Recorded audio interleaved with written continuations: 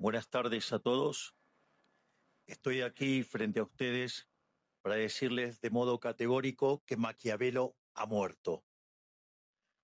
Durante años se nos deformó el pensamiento presentándonos un falso dilema al diseñar políticas públicas donde se debía optar entre la eficiencia política en contraposición al respeto de los valores éticos y morales de Occidente. Tal como señala el profesor Jesús Huerta de Soto en su trabajo sobre eficiencia dinámica, desde dicho punto de vista, la eficiencia no es compatible con diversos esquemas de equidad o justicia, sino que surge única y exclusivamente de uno de ellos, el cual se basa en el respeto de la propiedad privada y la función empresarial. Por eso, la oposición entre las dimensiones de eficiencia y justicia es falsa y errónea. Esto es, lo justo no puede ser ineficiente, ni lo es eficiente justo. Y es que en la perspectiva del análisis dinámica, justicia y eficiencia son dos caras de la misma moneda. Sin lugar a dudas, quien anticipó esta situación con mayor claridad fue Murray Rothbard, al plantear la conexión que existe entre la concepción dinámica de la eficiencia económica y el ámbito de la ética. Rothbard consideraba imprescindible establecer previamente el marco ético adecuado que impulse la eficiencia dinámica, dado el desconocimiento que tenemos respecto de los fines, medios y funciones de utilidad que existen en la realidad.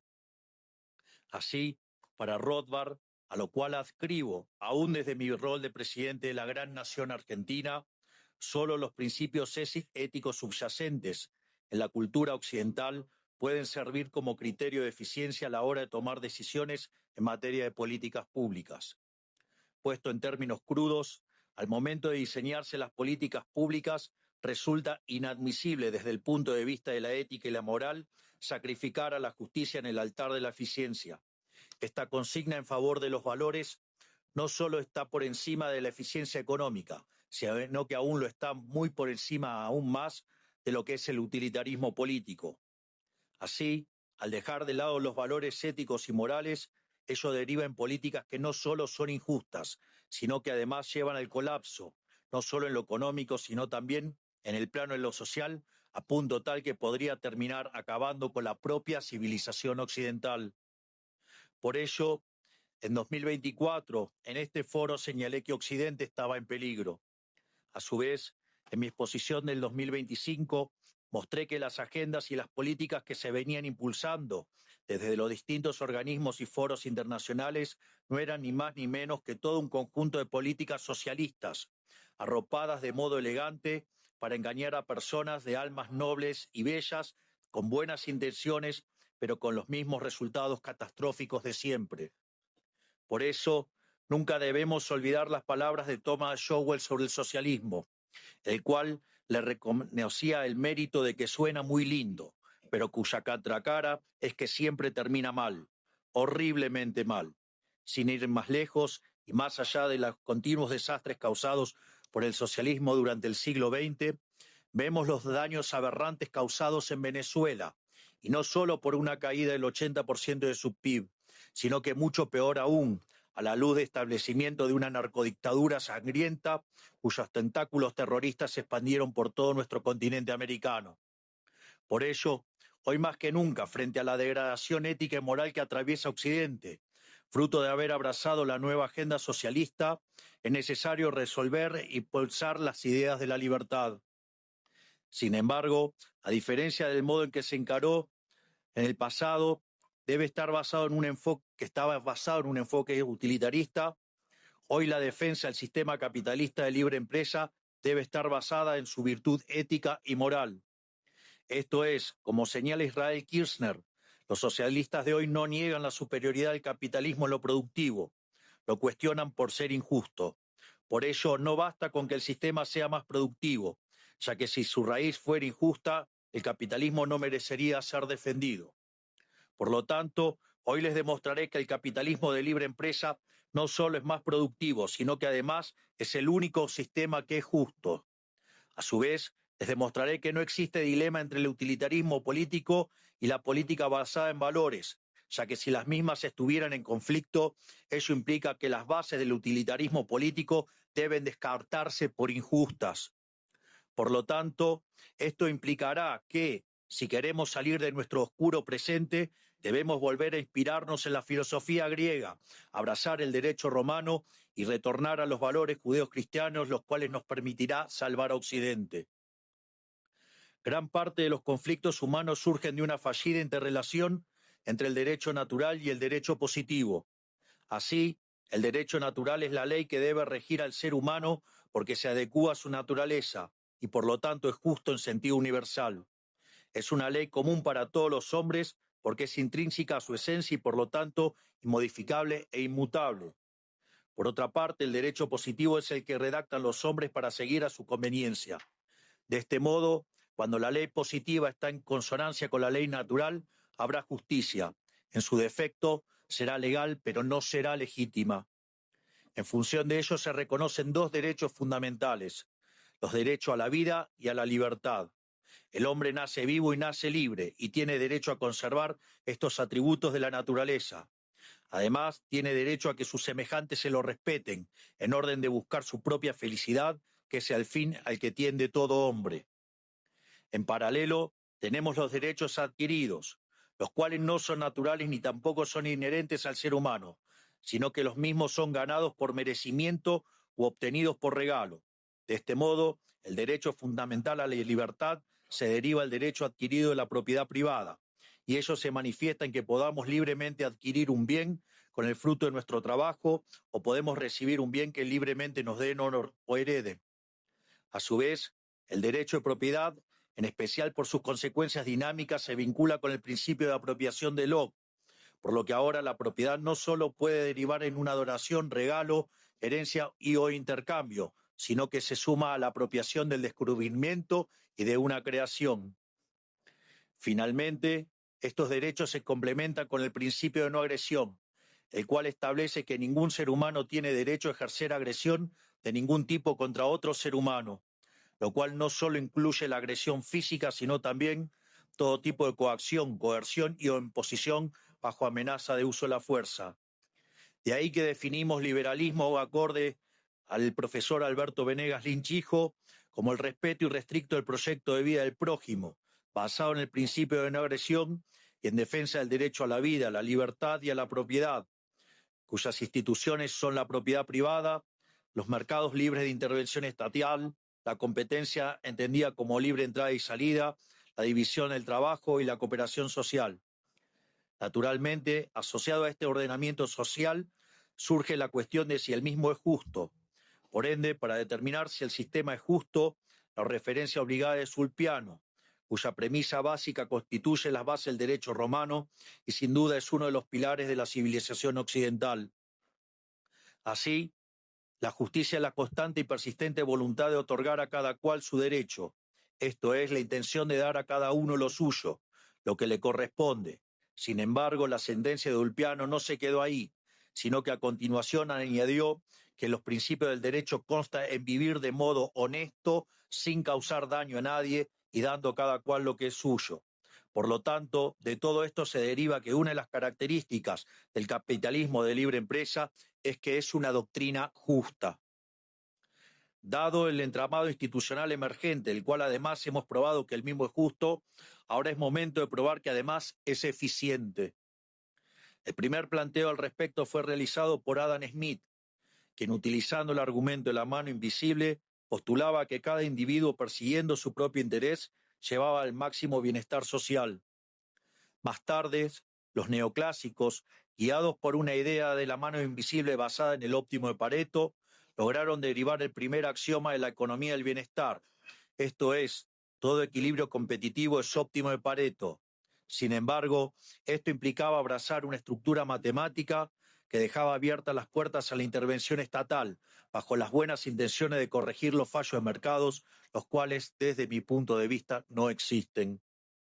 Para ello, la prueba que ha desarrollado Hans Gemma Hoppe, basada en los derechos de propiedad en línea con el principio de apropiación originaria de Locke, junto al principio de no agresión, no solo resulta satisfactoria en probar la optimalidad, sino que además no deja lugar a duda para que haya intervención. De este modo, Hoppe señala: cualquier desviación de este conjunto de reglas implica, por definición, una redistribución de títulos de propiedad y por lo tanto de los ingresos, desde los usuarios y contratantes de bienes hacia los no usuarios, productores y no contratantes. Por lo tanto, cualquier desviación en tal sentido implica que habrá relativamente menos apropiación originaria de recursos cuya escasez sea conocida y por ende habrá menos producción de nuevos bienes, menos mantenimiento de los bienes existentes y menos contratos y comercios que sean mutuamente beneficiosos. Esto naturalmente implica un menor estándar de vida en relación con los bienes y servicios que pasan de mano en mano. Además, el postulado que solo el primer usuario, no el último, de un bien adquiere el derecho de propiedad sobre el mismo, nos asegura que los esfuerzos productivos serán tan altos como sea posible en todo momento. A su vez, la noción de que solo la integridad física de la propiedad, no el valor de la misma, debe ser protegido garantiza que todo propietario llevará a cabo los mayores esfuerzos productivos de valor, esto es, esfuerzos para promover cambios favorables en el valor de la propiedad y para prevenir a contrarrestar cualquier cambio no favorable en el valor de la misma. Por lo tanto, cualquier desviación de estas reglas implica una reducción de esfuerzos productivos en todo momento. Nótese que al pivotear sobre la propiedad privada y no sobre funciones de exceso de demanda derivadas de ejercicio de optimización, permite alcanzar un óptimo sin la necesidad de supuestos esotéricos que luego brindan sustento a la intervención estatal. Al mismo tiempo, evita caer en el ridículo empírico del segundo teorema de la economía del bienestar que postula la independencia entre producción y distribución, como si la opción entre capitalismo y comunismo fuera neutral en términos de resultado. Por lo tanto, habiendo probado que las instituciones del capitalismo de libre empresas, sostenidas por los derechos naturales, el principio de apropiación originaria de Locke y el principio de no agresión, no solo que son justas, sino que además son eficientes, al menos en términos estáticos, es momento ahora de probar que el capitalismo de libre empresa cumple con todas estas mismas propiedades en términos dinámicos. Genofonte, ya 380 años antes de Cristo, señalaba que la economía es un saber que permite a los hombres acrecentar la hacienda, mientras postulaba que la propiedad privada resultaba el vehículo más provechoso para la vida de cada cual. Luego de ello, Genofonte se ocupa del concepto de eficiencia, el cual lo aborda desde dos perspectivas. Por un lado, desde una visión estática, define como eficiente a la gestión de los recursos disponibles tendientes a evitar el despilfarro, donde además resalta el beneficio de la propiedad privada al señalar que el ojo del amo es la mejor fórmula para engordar su ganado. Por otro lado, Genofonte, en su segunda definición de eficiencia, se adentra en el terreno dinámico, señalando que, a su vez, la eficiencia implica incrementar la hacienda, esto es, se trata de aumentar la cantidad disponible de bienes por la vía de la creatividad empresarial, esto es, por la vía del comercio y la especulación. Este último criterio de eficiencia es de importancia fundamental para el estudio del crecimiento de una economía, ya que a diferencia de un modelo estático en el que solo se contemplan lo que Robert Lucas Jr. definía como los parámetros profundos, esto es, preferencias, tecnología y dotaciones de recursos iniciales, en la esfera dinámica tanto la tecnología como las dotaciones iniciales pueden variar, y de hecho lo hacen continuamente, como resultado de la creatividad empresarial. Es más, un capítulo aparte obedece a la institución de la propiedad privada y que pivoteando sobre ella, la Escuela Austríaca de Economía, desde Mises, Hayek, Rothbard, Kirchner, Hoppe hasta Jesús Huerta de Soto, han demostrado la imposibilidad del socialismo y por ende echando por tierra la fantasmagórica idea de John Stuart Mill que postulaba la independencia entre la producción y distribución. Una sordera académica que derivó en el socialismo y que le costó al mundo la vida de 150 millones de seres humanos, al tiempo que aquellos que lograron sobrevivir al terror lo hicieron en una absurda pobreza. Acorde a lo señalado y en línea con la segunda definición del análisis de Genofonte, la teoría económica ha identificado 4 fuentes de progreso económico. En primer lugar, tenemos la división del trabajo, la cual fue ejemplificada por Adam Smith con la fábrica de alfileres. En el fondo, se trata de un mecanismo por el cual se generan ganancias de productividad que se manifiestan como rendimientos crecientes y que, si bien su límite está delimitado por el tamaño del mercado, el tamaño del mismo se ve afectado positivamente por ello. Sin embargo, Vale la pena aclarar también que este proceso virtuoso no es infinito, cuyo límite choca con la dotación de recursos iniciales. En segundo lugar, la acumulación de capital, tanto físico como humano. Respecto al capital físico, es crucial la interacción entre ahorro e inversión, poniendo de manifiesto el rol fundamental del mercado de capitales y el sistema financiero para lograr a cabo dicha intermediación. Por el lado del capital humano, el foco no debe limitarse al plano educativo, sino que también debe considerarse el desarrollo de capacidades cognitivas desde el nacimiento del ser humano, su alimentación y la salud, elementos fundamentales para poder acceder a la educación y al mercado de trabajo. En tercer lugar, tenemos el progreso tecnológico, el cual significa poder producir una mayor cantidad de bienes con la misma cantidad de recursos o producir lo mismo empleando una menor cantidad de insumos.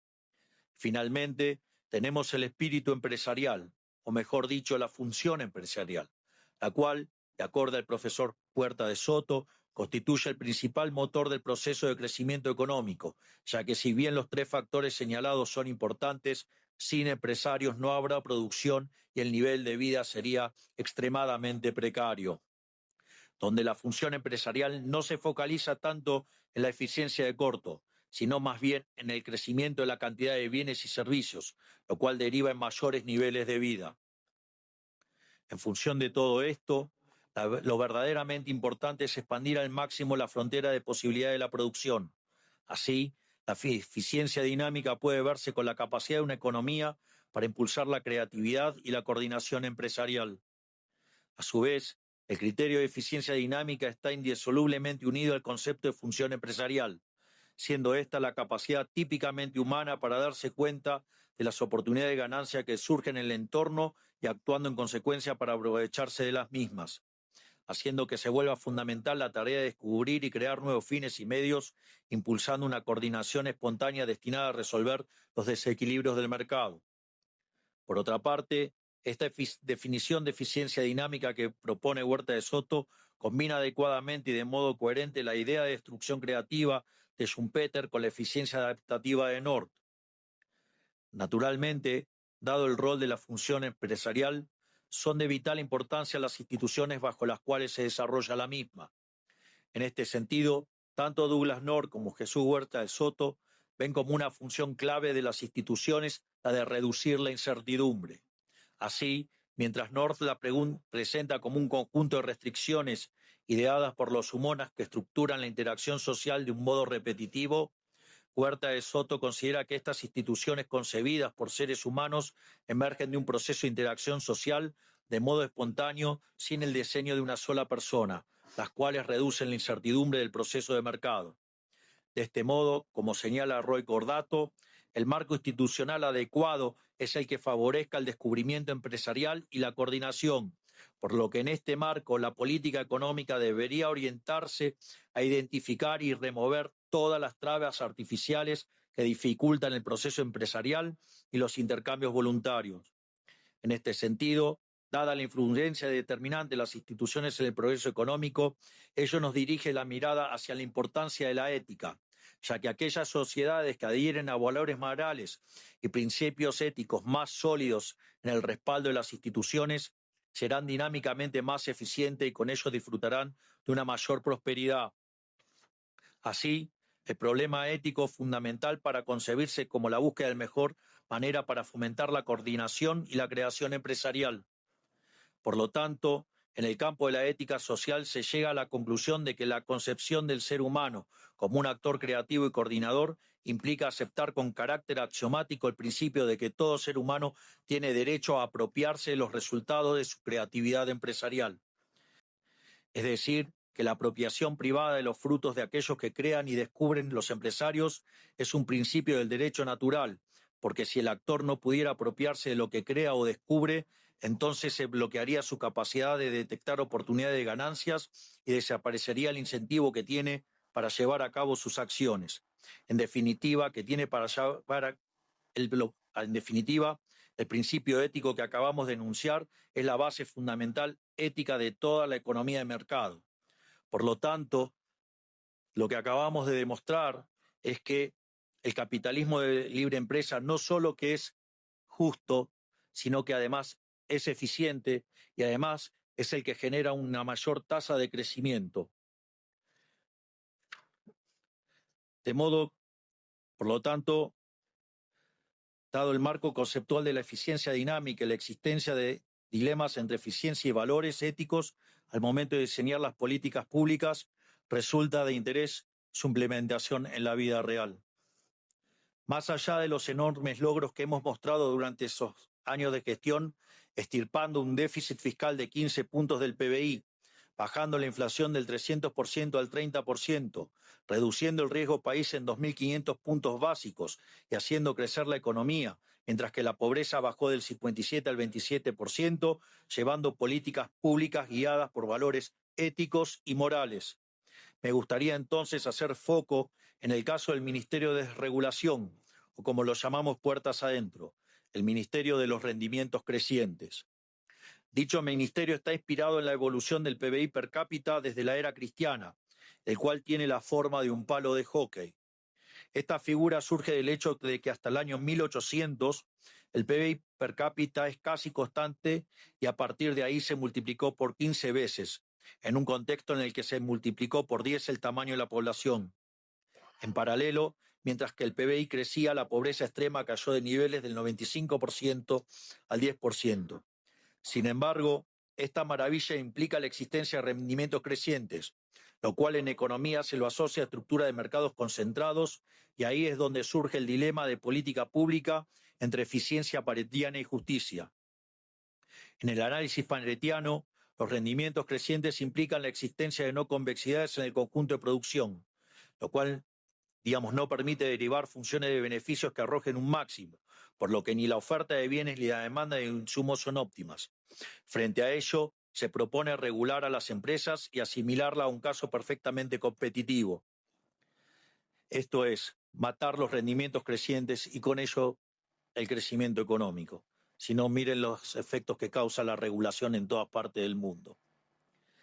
La visión basada en los valores éticos del capitalismo señala que si a esa posición se llegó por descubrimientos, intercambios voluntarios y sin violentar el principio de no agresión, no hay motivo que justifique la intervención.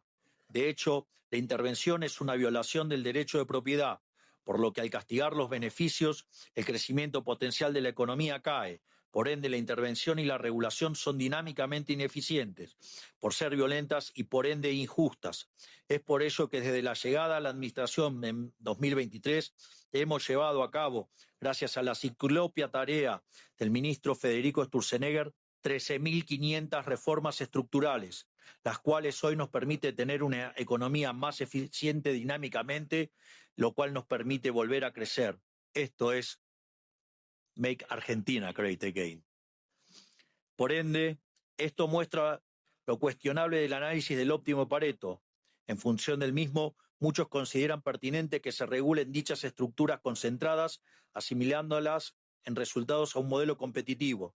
Sin embargo, como había señalado, ello implica matar los rendimientos crecientes, cuyo efecto colateral no deseado es el de matar el crecimiento. Nótese que bajo esta misma línea podemos abordar los temas de inteligencia artificial.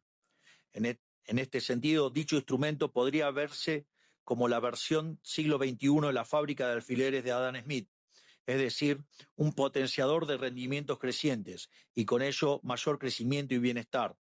Por lo que lo más responsable que pueden hacer los estados respecto al tema es dejar de fastidiar a quienes están creando un mundo mejor. Para decirlo más directamente, los políticos deben dejar de fastidiar a quienes están haciendo un mundo mejor. Al mismo tiempo, quiero señalar que todos los temores asociados a escenarios distópicos son una tontería. La respuesta es Adam Smith. El límite de los rendimientos crecientes está dado por el tamaño del mercado. Y finalmente no debemos olvidar que la puesta en marcha de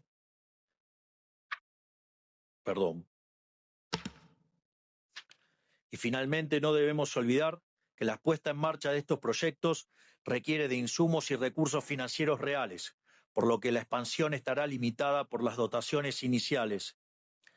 Para aquellos que estén interesados en los fundamentos teóricos de estos argumentos que estoy presentando, hoy el doctor Reidel subió a las redes justamente el trabajo que hicimos en colaboración y que desarrollamos justamente los fundamentos teóricos de esto de que regular mata el crecimiento.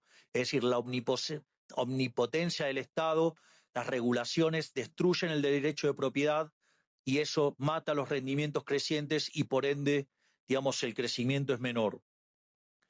Por último, ligado a este fenomenal futuro que se avecina, resulta de vital importancia el rol del capital humano.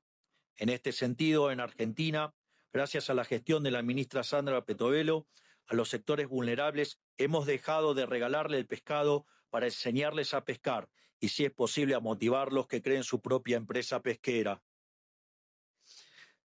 Finalmente, a pesar de las críticas populares, el capitalismo de libre empresa no socava los valores morales. Después de todo, el progreso económico vía el mecanismo de la mano invisible surgió de los sentimientos morales de Adam Smith y la era moderna debe su existencia a las virtudes burguesas señaladas por McCloskey. A su vez, gracias al gran trabajo de Huerta de Soto en el desarrollo del concepto de eficiencia dinámica y la puesta en práctica en Argentina, esto nos permite estar seguros que el dilema entre eficiencia y justicia es falso. Esto es, los mercados no solo son superiores desde lo productivo, sino que también son justos y que por ende las políticas públicas deben estar guiadas por la ética y no el utilitarismo, ya sea económico o político, que siempre derivan en soluciones injustas, populistas y empobrecedoras. Por lo tanto, reafirmo lo dicho al inicio de esta conferencia. Maquiavelo ha muerto, por lo tanto, es momento de enterrarlo. Es más, dado el vínculo profundo entre la moral y los mercados libres, estos últimos nos hacen mejores personas, ya que gracias a los mercados dinámicamente eficientes podemos al mismo tiempo progresar económicamente, defender la propiedad privada, mantener la paz, alcanzar la armonía social y fortalecer aquellas virtudes sociales que son indispensables para una sociedad próspera. Por último, quiero dejarles una reflexión sobre la parashá de esta semana. La parashá Bo describe ese momento en que Moisés se enfrenta al faraón, símbolo del poder opresor del Estado, para advertirle que si no liberaba al pueblo hebreo, caerían sobre Egipto las últimas 3 plagas. Ante la negativa del faraón, llegó la plaga de las langostas, la cual significa la hambruna. Luego llegó la plaga de la oscuridad, la cual significa la pérdida de claridad para la toma de decisiones. Por último, la plaga de la muerte de los primogénitos, lo cual deja de manifiesto el destino de una sociedad que niega la libertad. La analogía con lo que ocurre hoy en Occidente es tremendamente clara. Hace ya tiempo Occidente, por alguna extraña razón, comenzó a darle la espalda a las ideas de la libertad. Y por ello que en este mismo lugar, en el año 2024, afirmé que Occidente está en peligro, fruto de haber abrazado dosis crecientes de socialismo en su versión más hipócrita, que es el wokismo. A su vez, en 2025 expliqué los parásitos mentales que sembró la izquierda en la humanidad. Sin embargo, 2026 es el año en que les traigo buenas noticias. El mundo ha comenzado a despertar. La mejor prueba de ello es lo que está pasando en América con el renacer de las ideas de la libertad. Por lo tanto, América será el faro de luz que vuelva a encender a todo Occidente y con ello pagará su deuda civilizatoria con muestra de gratitud hacia sus bases en la filosofía griega, el derecho de los romanos y en los valores judeocristianos. Tenemos por delante un futuro mejor, pero ese futuro mejor existe si volvemos a las raíces de Occidente, esto es, volviendo a las ideas de la libertad. Que Dios bendiga a Occidente, que la fuerza del cielo nos acompañen y ¡viva la libertad, carajo! Muchas gracias. Pateando las calles roto, banderas caídas, yo y vos, ciegos gritamos nótalo, el grito del corazón.